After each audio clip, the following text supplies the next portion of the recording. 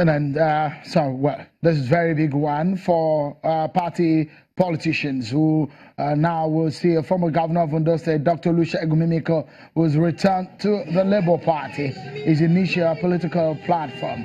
Dr. Mimiko formally declared his return to the party shortly after announcing his resignation from the PDP in a letter to the party's national leadership. However, his return to the Labour Party, which he had earlier dumped in favor of the PDP, appears to be the subject of controversy. A factional national chairman of the party, Mr. Abdul Kadri Abdul Salam, who spoke in Ondo Town today at a rally heralding Dr. Mimiko's return, insists the former governor is welcome back to their fold. There was no statement from me.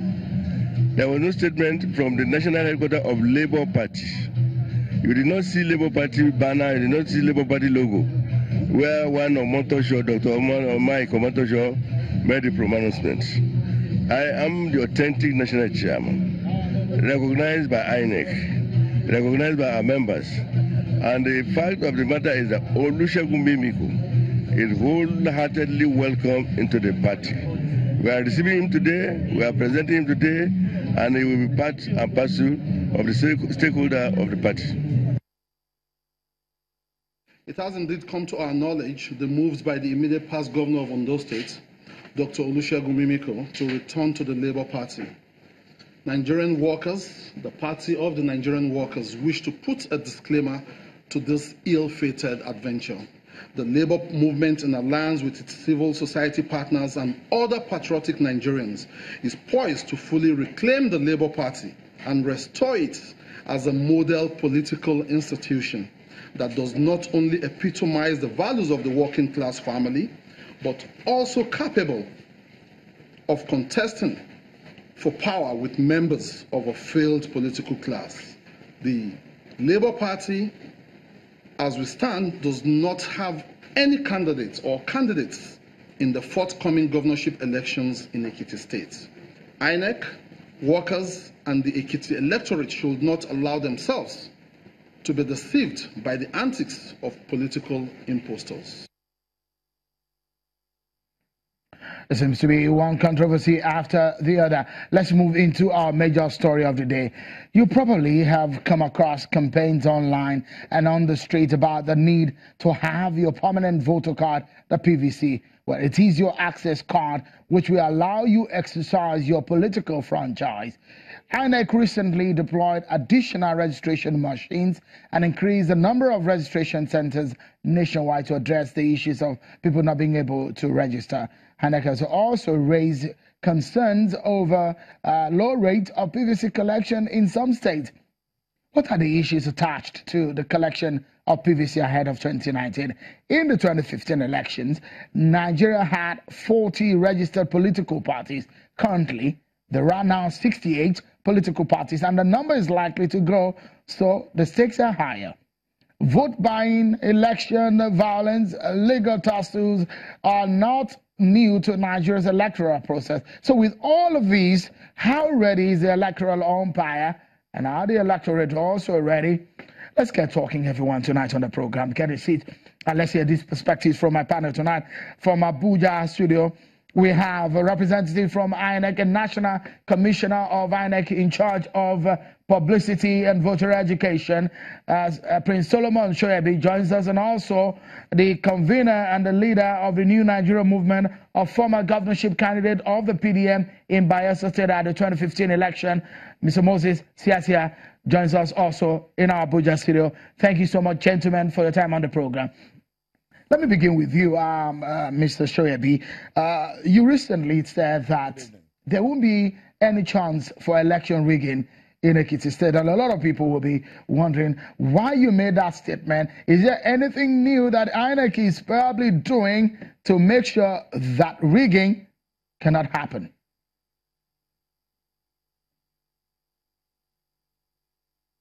We are trying, thank you very much, Leon. We are trying to tie up all the conventional and even non-conventional methods which is known to rigging. We've seen it all. The latest one, as we are all aware, and which we are campaigning against, is this issue of vote buying. That is pay as you vote syndrome, which is a new phenomenon which is creeping into the electoral process. The Commission is frowning very seriously and working very assiduously to ensure that this does not happen. Apart from that, we have introduced a lot of measures, especially in terms of ICT and technology, to forestall rigging and falsification of results as we go. Let me tell you that we had an election sometimes in Oyo State, Ibarapa local government, a by-election, and our new smart card readers, which we have enhanced, was put to test, and this proved very, very fruitful and very, very useful and voter-friendly. We are going to deploy new improved, enhanced smart card readers at least come 2019. In 2015, there was controversy about the issue of the use of smart card readers or not, but we thank God it has come to stay now. The law has settled this. The Electoral Act 2015 as amended has taken care of that. It was signed into law, although it was not used extensively. The use of technology has come to stay. Technology is going to play a vital role here, coupled with a lot of manual override.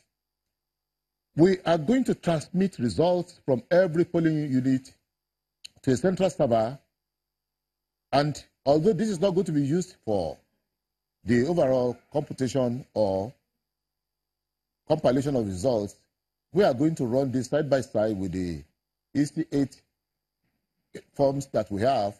That is the forms from the polling unit to the registration area to any layer of collation before we come down to the constituency level.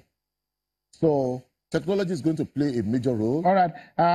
Prince Soyebi, I mean, you're talking from the perspective of the umpire.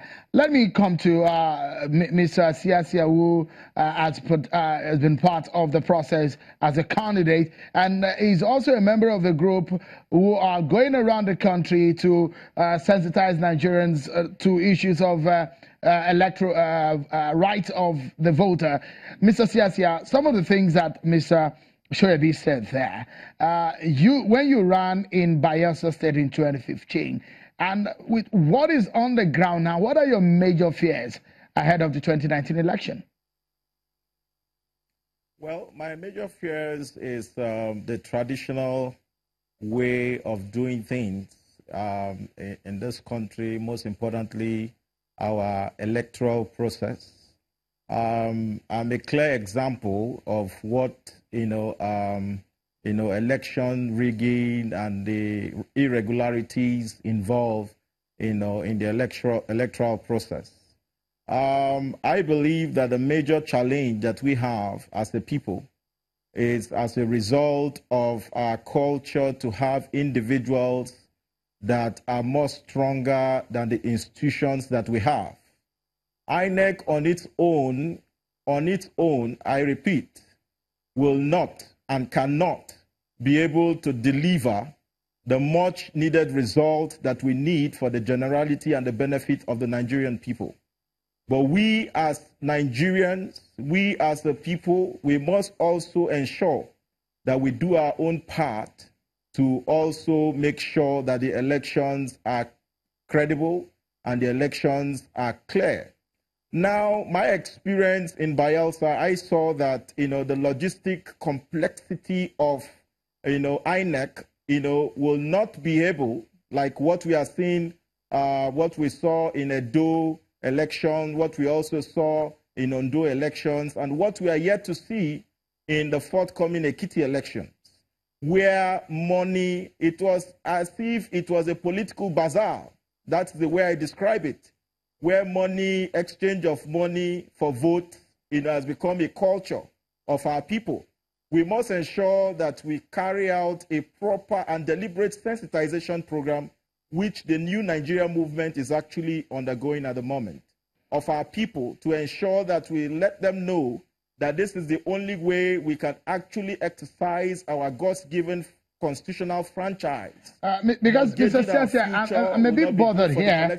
Because sorry, if I may quickly ask you this, I'm a bit bothered here because the issue of PVC is a very major one. You don't have PVC, you cannot vote. You cannot even participate in the exercise. But if you look at the rate of collection, it does look like people are not enthusiastic or people are not interested in the electoral process ahead of 2019. Well, it's as a result of the political consciousness of our people, and most importantly, the younger people who are seen as trustees of prosperity. We believe that, the challenges that INEC also has in ensuring that this, dispatch manpower to ensure that people get their PVCs, institutions of government like the national orientation agencies to reorientate the minds and the energy of our people to go out in their mass numbers to collect their PVCs. And I want to state here clearly and very imperatively that the reason why most elections are being rigged is because of these non-collections of PVCs. We could see where a situation during people come with a lot of PVCs. Mr. Sese, we need to take a breather. Sorry, I need to pause you for a moment. We need to take a break. But when we come back, we will be finding out from INEC why people are not collecting the PVC and some of the challenges you may be having in the process of getting your permanent voter card. That's after now, everyone. Join us again.